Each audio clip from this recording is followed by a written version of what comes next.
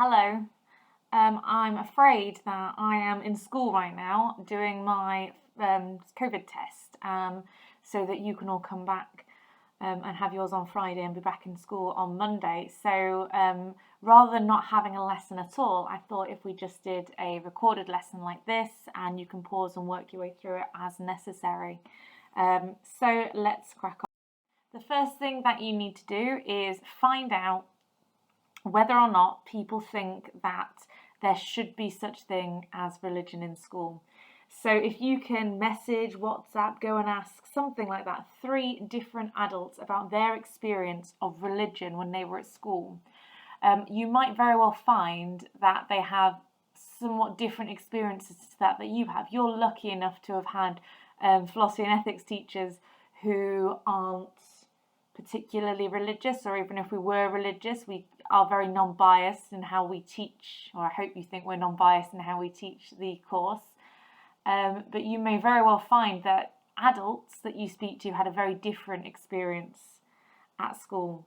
So go and speak to 3 people who are ideally people who are older than you, or I guess people who have been to very different schools to you, and ask them about what their experience was of religion when they were at school. And of course, today we're going to be looking at whether or not religion should be in education or not. So in your booklets, there is some information about different groups of people and what they think about whether religion should be in school. You can probably have a guess what Richard Dawkins thinks now. The other people is the British Humanist Association, which Richard Dawkins is vice president of. So I'm guessing you can guess what they think too. And then the Christian Church. And this guy here is Professor Leslie Francis. So have a read of what they think about the idea of religion in our education system. And then finally, these 3 guys who are top to bottom: Francis Collins, Charles Taylor, and Christopher Dawson.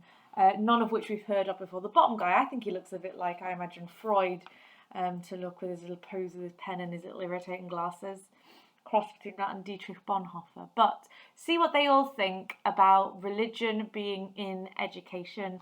Jot a few notes down about them. It should all be in your booklet. There shouldn't be a need for you to go any further than your booklet to find that out. So once you've done that, if you could have a read about faith schools. What's interesting about faith schools is they are selective, but they're not selective in the same way as like grammar schools are a selective school system. And yet they perform significantly above every other type of school in the country. So the questions are, once you've had a read of it, what reasons might there be for this success?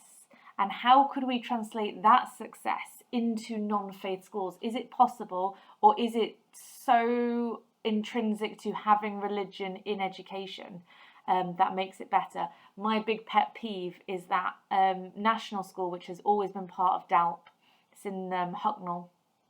They are a Church of England school, so every child that goes there does 3 lessons of philosophy and ethics a week all the way through Key Stage 3 and into Key Stage 4, and they all take a GCSE, and guess what? They outperform us.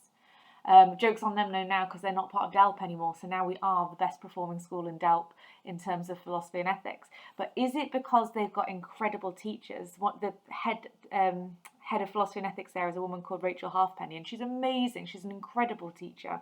She's what's known as an advanced skills teacher. So maybe it's that. Maybe it's just that they've got better teachers, or is it something to do with the fact that faith is so inbuilt in them? So have a think about that. Read the article and see if you can answer those 2 questions for me, please. And that's all, folks. So make sure you've got all those done. When we see each other, on Tuesday, we will have an actual discussion about this. We'll kind of bring in all of the stuff that we've done while we've been remotely, and have a bit of a kind of wind up of this secularism unit. But other than that, there's no need to submit anything to me, but do look after yourselves, and I will see you very soon. Bye bye.